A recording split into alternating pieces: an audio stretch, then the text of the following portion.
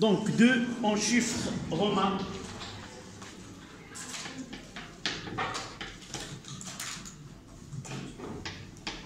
Théorème de l'énergie cinétique.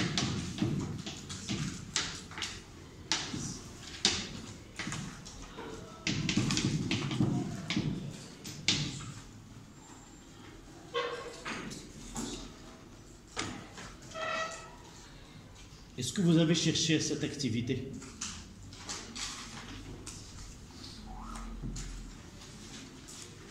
Oui, non. Ou plutôt non que oui. Mademoiselle, tu l'as fait? Oui. Est-ce que j'ai envoyé le cours? Et dans le cours, il y a la réponse.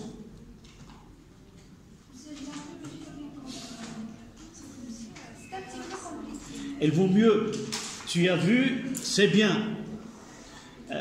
Donc tu as constaté que, d'accord.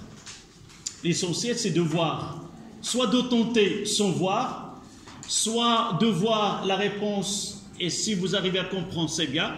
Si vous n'arriviez pas à comprendre, c'est aussi bien parce qu'on va essayer d'expliquer. Donc, l'activité 1, c'était de 1. Première activité.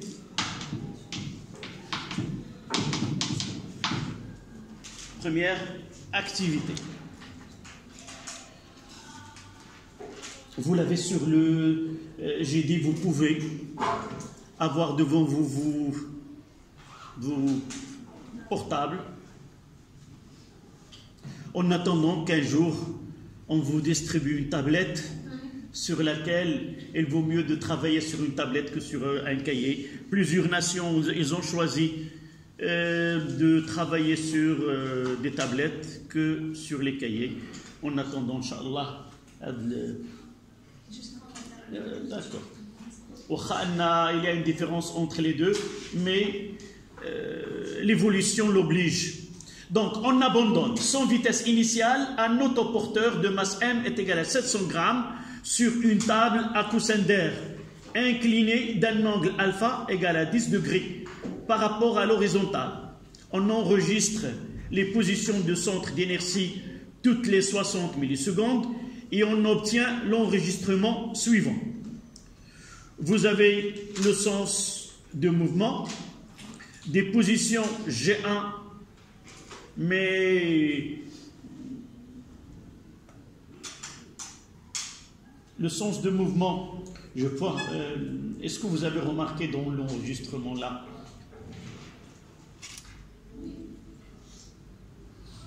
Vous avez le sens de mouvement et la numérotation des points, c'est en sens inverse. En abandonnant sans vitesse initiale, donc le sens de mouvement, c'est pas ce sens-là, c'est essayer, donc le sens opposé. D'accord? Par expérience, un plan incliné, on laisse un corps. Comment va être le mouvement? Est-ce qu'il va être accéléré ou décéléré? Il va accélérer. Dans la nature, lorsque j'abandonne un, est le plus... D'accord? Mais dans ce sens-là, vous voyez que la distance diminue. Ça veut dire que de là, on doit connaître le mouvement, il est accéléré. Donc le sens de déplacement, c'est de G0 vers G7. Oui. Là, celle-là, c'est du classe... c'est pas la vôtre, là. Oui, mademoiselle, tu ramènes celle-là et tu apportes l'autre. Parce qu'elle va rester ici. D'accord. Donc, nous avons un enregistrement du mouvement de centre d'inertie de cet autoporteur. Ils nous ont donné les distances. Et vous voyez que les distances G0, G1 et ainsi de suite, les distances, ils augmentent en gardant la même période. C'est-à-dire que le mouvement, il est accéléré. On peut dire que le mouvement, il est accéléré. Ce n'est pas la question là, mais uniquement lorsqu'on vous donne un enregistrement, vous pouvez dès le départ constater si le mouvement il est accéléré, si le mouvement il est décéléré, ou si il est quoi? Mouvement uniforme. D'accord? Rectiligne uniforme. Donc la première des choses, on donne G 9,8 newtons par kilogramme, faire le bilan des forces extérieures agissant sur le mobile. Donc il vaut mieux de faire un schéma. D'accord? Ils nous ont donné donc la première question. Bilan de force extérieure. Donc voici le plan incliné, voici l'horizontal, là c'est alpha, et l'autoporteur, on va le mettre comme ça. Vous voyez qu'il y a un petit espace entre l'autoporteur et le plan incliné, ça veut dire qu'il y a, c'est un banc à coussin d'air. Donc là, une table, il y a de l'air qui minimise le contact, c'est-à-dire le frottement, et par la suite, lorsqu'on parle d'un cavalier sur un banc à coussin d'air ou d'un autoporteur sur une table à coussin d'air, toujours il faut penser que les frottements sont négligeables. D'accord? Ça, sauf contre-indication. Dans certains cas, on peut essayer de minimiser la soufflerie, et par la suite, on peut avoir un contact et peut se produire un frottement. Donc, voici le système. Donc, le mouvement, on le laisse, c'est-à-dire, il va passer de haut vers le bas. On le laisse, il ne peut pas passer de bas vers le haut sans qu'on lui communique une vitesse. Donc, dans ce cas-là, les forces exercées, généralement, on essaie de faire, c'est pas la peine de faire l'inventaire, mais on peut les représenter. Et si vous voulez faire les deux. Donc, ici, c'est G. Il y a le poids. Et il y a R. Dans ce cas-là, je vais la mettre perpendiculaire. Donc, deux forces qui s'exercent sur l'autoporteur, le sans poids et la réaction R. Donc, je mettrai O, R et GP. O, c'est le point d'application. Vous connaissez que c'est une action qui est répartie et on l'appelle la résultante, c'est-à-dire la somme de toutes les actions ponctuelles. Donc on mettra O, R et GP. D'accord? Donc c'est la réaction du plan sur. Donc faire le bilan des forces extérieures agissant sur le mobile. Donc il y a OR et il y a GP. D'accord? Là, c'est le mouvement. Du haut vers le bas.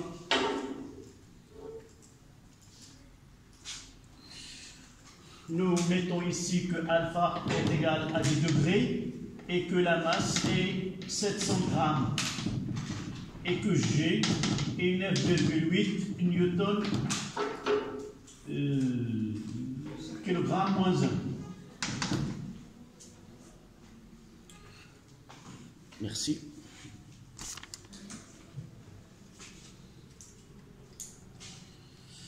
Donc, faire le bilan des forces, nous l'avons fait. La deuxième question, c'est calculer l'expression de travail de chaque force. D'accord.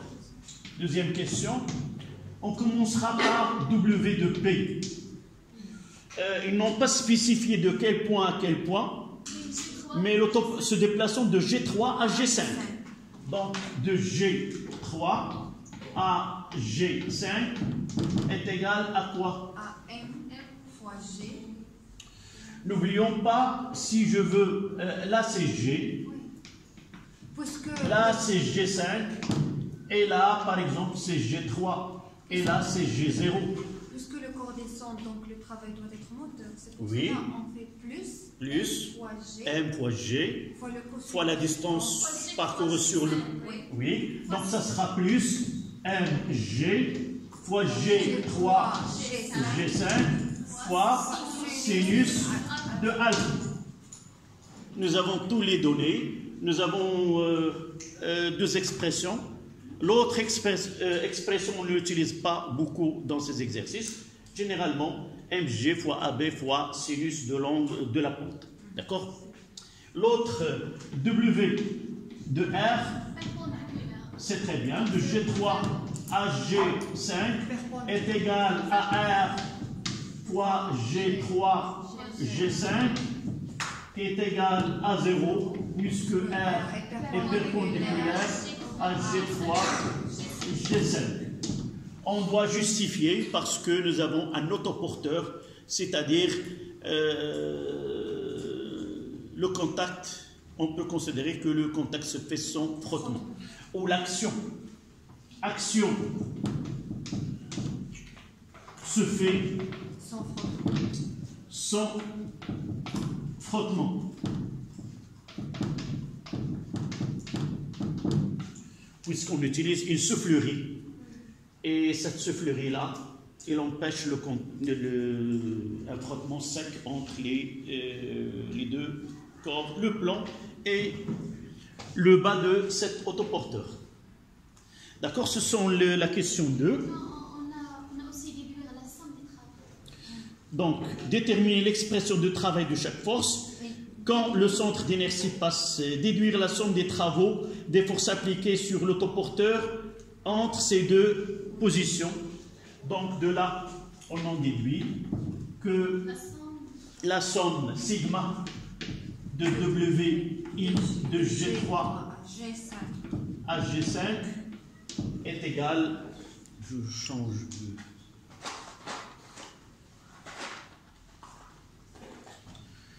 Donc, de sigma de W de G3 à G5 dFi tout simplement est égal travail de P. On donnera directement c'est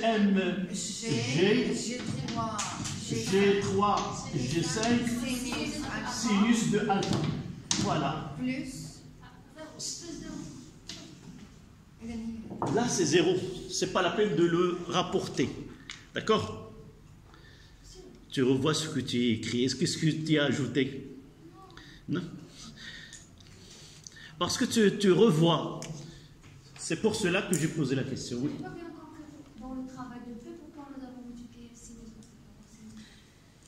Lors du cours, nous avons traité deux forces spéciales, le poids et R. Nous avons dit, et nous avons pris le temps de calculer, de donner l'expression de ces deux forces dans différents cas. Pour le poids, nous avons arrivé à donner des expressions qui sont prêtes à utiliser dans des exercices sans qu'on le démontre. D'accord? Et là, nous avons déplacement pour un plan incliné. Nous avons dit que pour un plan incliné d'un angle alpha, et nous l'avons montré, celle-là, nous l'avons montré. Et nous avons dit, nous pouvons utiliser plus ou moins mg fois la distance parcourue, fois le sinus de alpha. Alpha, c'est quoi? C'est l'angle que fait le plan incliné avec l'horizontal. Tu peux, si on te demande de la démontrer, tu peux la démontrer. D'accord? On fera le produit comme nous l'avons fait dans le cours, mais pour moi, dans un devoir, si une telle question a été demandée, j'accepterai cette réponse brute. D'accord? À moins si dans l'exercice, montrer que, ou exprimer le travail en fonction de tel ou tel. D'accord? Mais généralement, notre problème, c'est pas d'arriver à mais de l'employer dans des exercices, dans un théorème de l'énergie cinétique ou autre. D'accord? Ce sont les éléments de base de travail. D'accord? Donc, tu dois la donner d'une façon comme ça. D'accord. C'était la question 2. 3. Calculer l'énergie cinétique de l'autoporteur dans chaque position, G3 et G4. G5, oui. Entre les deux positions. Oui, est-ce que nous avons toutes les données? Non, la vitesse. Là, ici. Est-ce que nous avons, pour faire l'application numérique, est-ce que nous avons toutes les données? Oui. Oui, on a R. Pourquoi pas ne pas le sigma de W de FI allant de G3 à G5 est égal. C'est 0,7. C'est 700 grammes Oui. fois 9,8 fois G3, G5. C'est quoi? On va la G3, G5, c'est quoi? C'est G3, G4, G4, G5. Je mettrai là G3, G5. Oui, d'abord l'expression. C'est G3, G4 plus G4, G5. C'est combien? 40? Millimètres. 48 mm. 48 fois 10 moins 3 mètres. Donc c'est 0,040. Donc fois 48 fois 10 moins 3 fois sinus de 10. Et on fait le calcul. On va le mettre. W.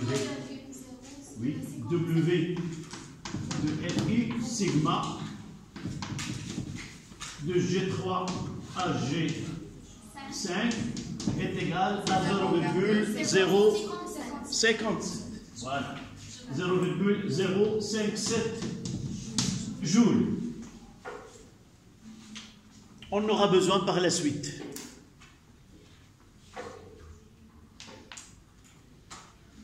Donc la question 3, c'est EC de G3 est égal à combien? À l'instant T3 où la position de centre d'inertie occupe la position, le point G3, c'est 1/2 mV3 au carré. On va calculer la Oui. V instantané 3, c'est combien? C'est C'est G1, c'est l'encadrement. G1, G4. C'est G1, G4 sur G2. Oui. Un point avant et un point en arrière sur deux taux. Donc c'est G2. G2, G4, c'est combien? 36. C'est 36 mm. Est égal à 36 fois 10 moins 3 divisé par 120 fois 10 moins 3. 60. 0,30 millisecondes. Combien? 0,30. C'est exact. V3 est égal à 0,3 mètres seconde moins 1. Et de là, EC G3 est égal à 0,5 fois 0,7 fois 0,3 au carré.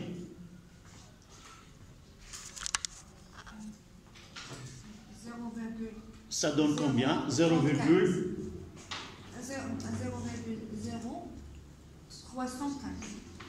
EC G3 0,0 315 joules. Je vous ai envoyé en arabe un texte sur James. Joule, sur Joule. Si, quand vous aurez de temps, essayez de lire la biographie et les travaux de ce savant. Donc là, c'était le EC. On passe là. De la même façon, ECG5. ECG5 est égal à 1/2 mV5 au carré. V5 c'est G4, G6 sur l'auto. 60 fois 10 moins 3 sur 120 fois 10 moins 3. 0,5. 0,50 mètres seconde moins 1. Et par la suite, EC G5 est égal 1 sur 0,5 fois 0,7 fois 0,5 au carré. 0,0875. EC pour G5 est égal 0,875 joules. Voilà l'énergie cinétique du mobile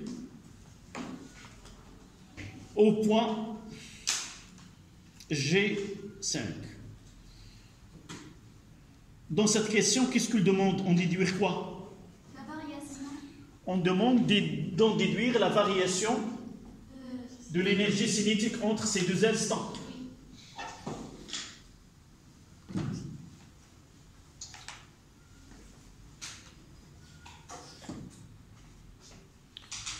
On mettra donc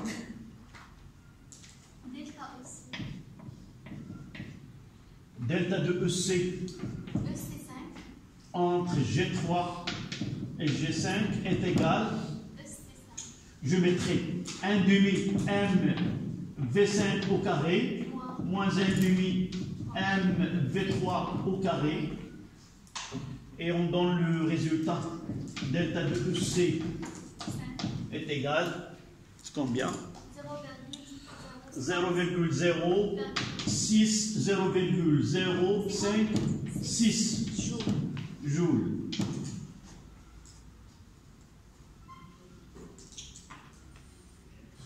Proche à la somme de travail. Oui. Là, une chose, c'est que dans notre programme, on ne parle pas de ce qu'on appelle l'erreur, les incertitudes sur les mesures et sur les calculs. Et par la suite, on peut accepter une écriture approchée. En réalité, si on veut écrire d'après l'écriture scientifique, celle-là, c'est combien ce delta de EC? Si on veut l'écrire, l'ordre ici, c'est 5,7 fois 10 moins 2. Si on veut une valeur 0,5, ça dépasse 5. On peut écrire combien? C'est 6, 10 moins 2. D'accord? Et là, si est égal à 5,6 fois 10 moins 2 joules, on peut l'écrire, c'est 6 fois 10 moins 2 joules. Donc on peut dire que delta de EC est de même ordre de grandeur de W, somme des travaux, et par la suite on accepte que delta de EC entre deux instants est égal à la somme des travaux des forces extérieures exercées sur le système entre ces deux instants. D'accord? C'était la question 4.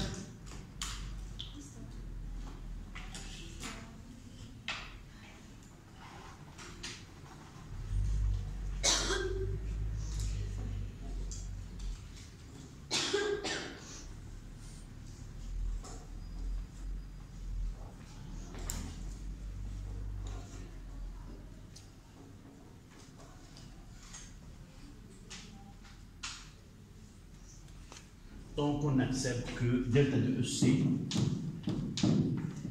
entre G3 et G5 est égal à la somme des travaux entre G3 et G5 DFI. En réalité, on a fait une vérification pour 2 points. Vous pouvez essayer de l'appliquer pour différents points, à condition on prendra le premier point, on ne peut pas, parce que nous n'avons pas un point avant. Donc on peut vérifier pour de 2 à 7, à 6. Le dernier point, c'est G7. D'accord?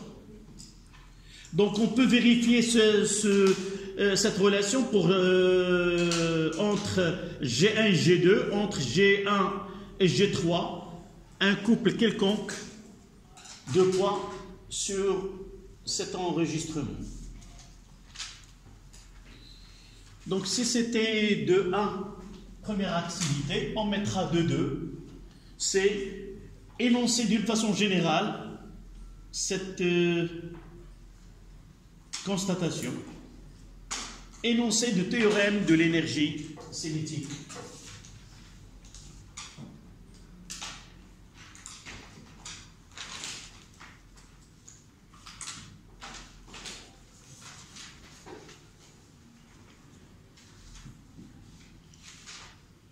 En mathématiques, un théorème, vous le démontrez, vous faites la démonstration. Mais en physique, généralement, on ne démontre pas, on ne fait pas le côté mathématique. Généralement, il y a une partie, ce qu'on appelle les mathématiques pour les physiciens. Et dans cette partie-là, on peut faire la démonstration de ce théorème-là et de l'énoncer d'une façon générale. Donc pour nous, on accepte et on applique ce théorème-là.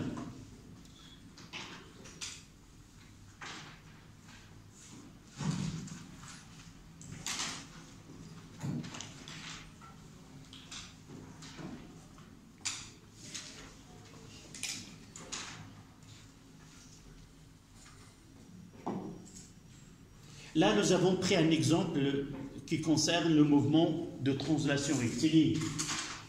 De la même façon, on verra peut-être par la suite un exercice où on peut vérifier pour un mouvement de rotation. D'accord? Mais on va essayer dans la partie de 2 énoncer le théorème pour les deux cas, la translation rectiligne et la rotation.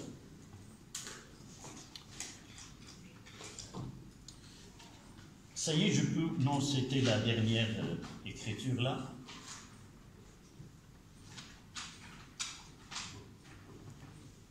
Monsieur, la dernière écriture, c'est celle-là. C'était là, oui. L'avant-dernière, c'était là à partir de... Non, c'était ici, oui.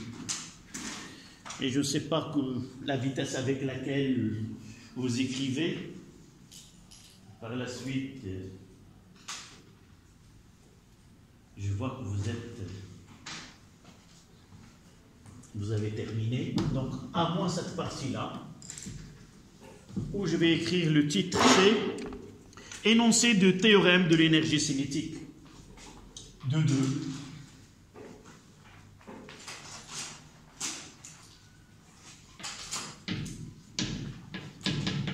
Énoncé de théorème de l'énergie cinétique, de TEC. Théorème de l'énergie cinétique.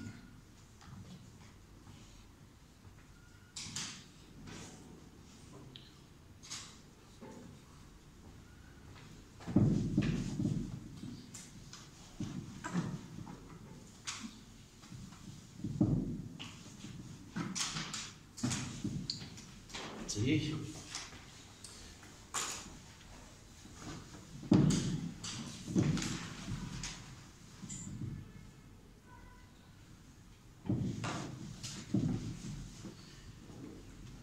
Donc, quel est cet énoncé? Rappelez-vous au début du cours, j'ai présenté ce que nous devons faire dans les 3 leçons. Et vous voyez à cette étape-là, cette partie, on est vraiment arrivé à ce que j'ai dit au début. On va essayer de lier une relation entre deux aspects en mécanique. C'est quoi?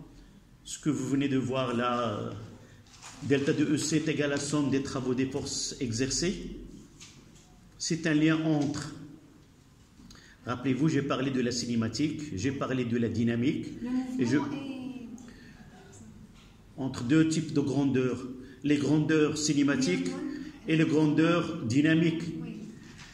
Nous avons dit que la cinématique qui s'intéresse à l'étude du mouvement sans s'occuper des causes qui produisent ce mouvement. Et pas la dynamique, c'est on s'intéresse aux actions, aux forces qui s'exercent et la relation entre le mouvement que prennent ces corps-là.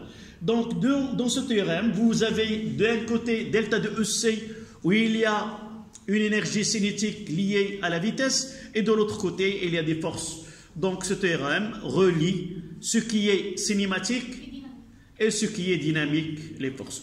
Cette relation-là, on le verra, Inch'Allah, l'année prochaine, on va la transformer de telle façon à avoir ce qu'on appelle la deuxième loi de Newton. Remarquez bien que nous avons une vitesse, une énergie cinétique, et nous avons dit que l'énergie cinétique dépend de quoi? Une énergie cinétique, c'est 1 demi mv carré. Et V dépend de quoi?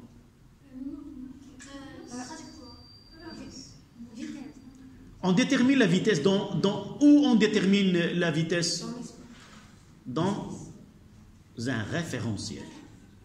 Donc la vitesse dépend du référentiel. En changeant de référentiel, cette énergie change aussi. C'est pour cela qu'on va donner dans l'énoncé dans un référentiel donné. Et ce référentiel-là, on va le nommer, on le verra l'année prochaine, c'est quoi ça veut dire galiléen. Dans un référentiel galiléen, c'est relié à la première loi de Newton. Et Newton vient juste après Galilée. Galilée, il a donné toute la base de travail de la mécanique. C'est lui qui a énoncé d'une façon non explicite cette loi, cette première loi. Et c'est pour cela, oui. Galilée a dit que pour effectuer un mouvement, on doit appliquer une force. Lui, il a donné la base de le principe, c'est ce qu'on appelle le principe d'inertie. Il a essayé de travailler sur un corps qui se déplace. Et il a fait l'expérience, s'il n'y a pas de frottement, si un corps passe d'un plan incliné vers un plan horizontal, jamais il ne s'arrêtera sans qu'il y ait une force qui va l'arrêter. Là, c'était la base que vient par la suite dire Newton dans sa première loi. Et c'est pour cela qu'en hommage à Galilée, on a donné ces référentiels des référentiels galiléens. On les verra, Inch'Allah, l'année prochaine. Donc, vous notez, dans un référentiel galiléen,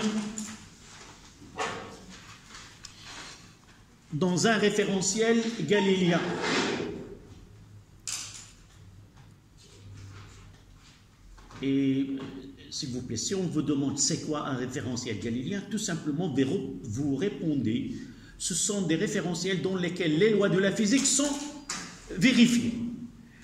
Dans un référentiel, si les lois sont vérifiées dans un référentiel donné, ce référentiel, on l'appelle référentiel galiléen. Et plus exactement, la plus simple loi, c'est la loi, c'est le principe d'inertie. Si le principe d'inertie est vérifié dans un référentiel donné, on dira que ce référentiel est galiléen et toutes les lois de la physique, ils seront acceptées et vérifiées dans cet référentiel. Donc, dans un référentiel galiléen, la variation de l'énergie cinétique, delta de EC, d'un solide, la variation de l'énergie cinétique EC, d'un solide en translation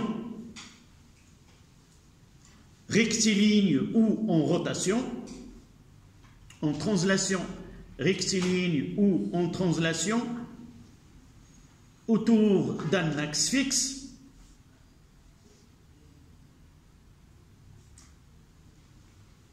entre deux instants T1 et T2, entre deux instants T1 et T2 est égal à la somme algébrique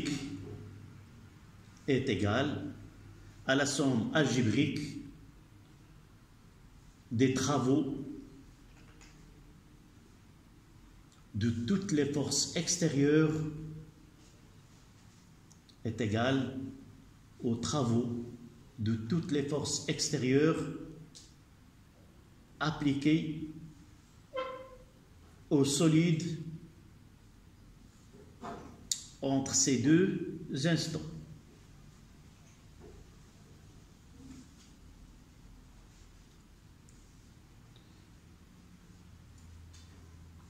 D'abord, une petite remarque. Certains font la remarque, ils disent que ce n'est pas la peine de dire la somme algébrique. Tout simplement, il faut dire de la somme. Mathématiquement, c'est correct dire la somme, mais lorsqu'on parle de la somme algébrique, physiquement, on veut derrière cette précision que les travaux des forces sont des grandeurs algébriques. Elles peuvent être positives ou négatives. Mais généralement, mathématiquement, il suffit de dire la somme des travaux. Mais les physiciens, parfois, précisent plus que les mathématiciens. Mais si on n'utilise pas le mot algébrique, c'est juste. Oui. La variation de l'énergie cinétique, c'est d'un solide en translation rectiligne ou en rotation autour d'un axe fixe. Une petite remarque aussi à propos de l'énoncé de ce théorème-là. On parle des forces extérieures. Pourquoi nous n'avons pas parlé de toutes les forces? Parce qu'ils ont négligé. Non. Là, on parle des forces extérieures. Qu'est-ce que nous avons oublié, entre guillemets? Qu'est-ce que nous avons oublié? Généralement, les forces, on les qualifie comment? Soit que les forces sont extérieures ou intérieures. C'est quoi des forces intérieures? Qui s'exercent entre des éléments du système. Là, nous avons toujours un corps solide, mais on verra par la suite, dans ce cas-là,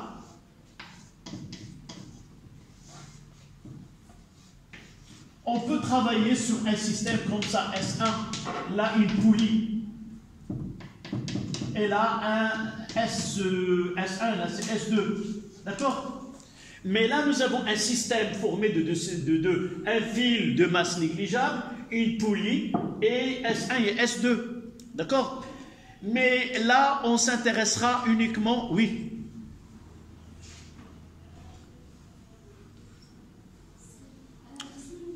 Oui, la feuille, mademoiselle, elle l'a envoyée au surveillant général.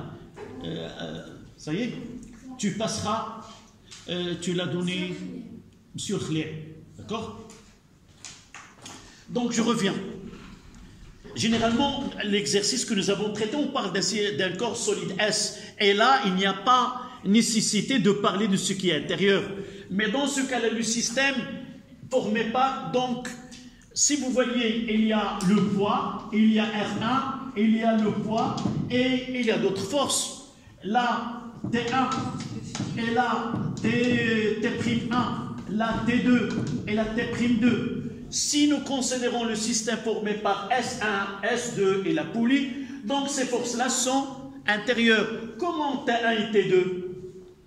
Ce sont deux forces de même intensité, de sens opposé. Par la suite, leur somme est égale à 0. Ce n'est pas la peine d'alourdir l'expression en tenant compte de T1, T'1 et T2, T'2.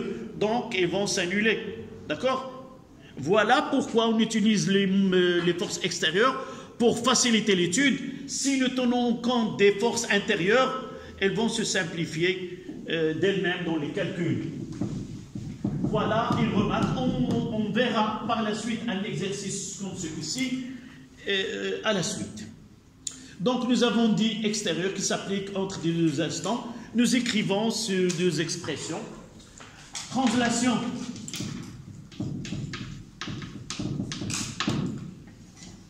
Sigma des forces W de A à B des FI est égal à delta de EC, on mettra directement entre deux instants T1 et T2, 1 demi M V2 au carré moins 1 demi M V1 au carré entre les instants T1 T2.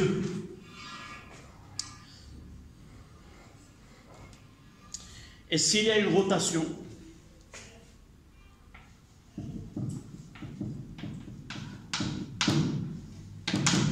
c'est 1 demi J delta oméga 2 carré moins 1 demi G delta oméga 1 au carré est égal à somme des W de Fi allant de, si vous voulez, de l'instant T1 à l'instant T2.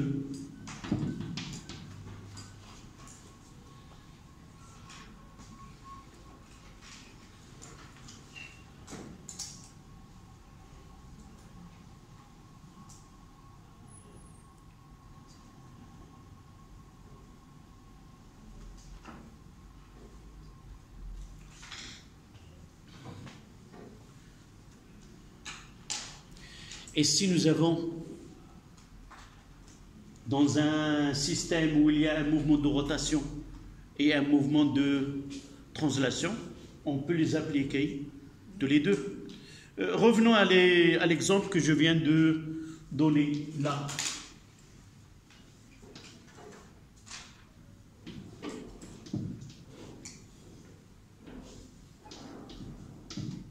Là c'est S2. Là c'est S1 et là une poulie. On suppose que là elle est J delta. Dans certains cas, on peut négliger soit sa masse, soit son rayon de telle façon que on verra par la suite que la poulie, selon les exercices, on peut considérer soit qu'il change la direction de la force sans qu'il change son intensité, mais s'il a un moment d'inertie J delta, ça c'est autre chose. Qu'est-ce qu'on entre deux instants là? Le système c'est formé par S1 et 2 et la poulie. Là en translation, c'est 1 demi M1 V2 au carré moins 1 demi M1 V1 au carré. Et là on va essayer de connaître, c'est 1 demi, on va lier la vitesse entre les deux si le fil n'est pas inextensible, c'est-à-dire ne s'allonge pas. On aura 1 demi M2 V2 carré moins 1 demi M2 V1 au carré. Et là, on aura 1 demi G delta oméga 2 au carré moins 1 demi G delta. C'est l'énergie cinétique, la variation de l'énergie cinétique du système tout entier. D'accord? Donc, s'il ne reste quelque chose, on va le voir dans la série des exercices par la suite, d'accord? Donc, c'est fini cette séance. Donc, demain, nous avons une série de physique. Donc, j'ai mentionné des exercices. Vous pouvez, avant demain, dire par exemple, on fera tel exercice au lieu de tel exercice à partir de cette série. Et on aura une autre série par la suite sur le théorème de l'énergie cinétique. Donc, ce qui nous reste, deux séries, celle que nous commençons pour le travail, une série pour l'énergie cinétique, et après, on fera un devoir à la maison, de même, si vous voulez, format d'un contrôle continu, on le corrige, espérons que ceci arrivera avec le 23 octobre, et juste avant, Inch'Allah, on fera le devoir de cette partie. D'accord? Voilà la feuille de route jusqu'au prochain devoir. On entre le lundi, ce que vous voulez. Est-ce que, non, le devoir, on doit le corriger avant la sortie en vacances. Et vous avez le choix, soit on le fait le lundi, ou on le fera le jeudi. Le jeudi, d'accord. Bon, voilà. Oui, s'il te plaît, la prochaine fois, tu essaies de marquer ceux qui sont absents et je mettrai ma signature au-dessous. Donc, quelque part là, c'est le mercredi. Donc, c'est ici. Voilà. Merci.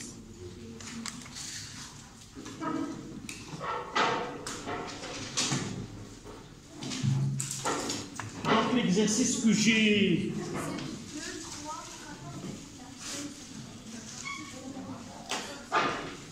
Je vais essayer de...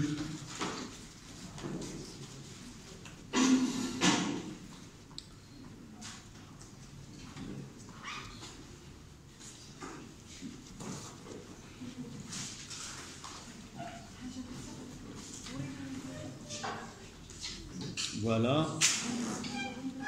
C'est... Oui, ça y est, merci.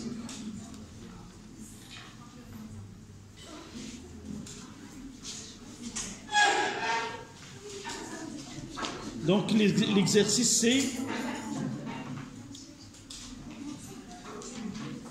Je ne l'ai pas ici devant moi. De toute façon, on le verra. Donc l'exercice c'est 2, 3, 14 et 15. D'accord. Voilà, je noterai. Je l'ai envoyé dans le groupe. Oui.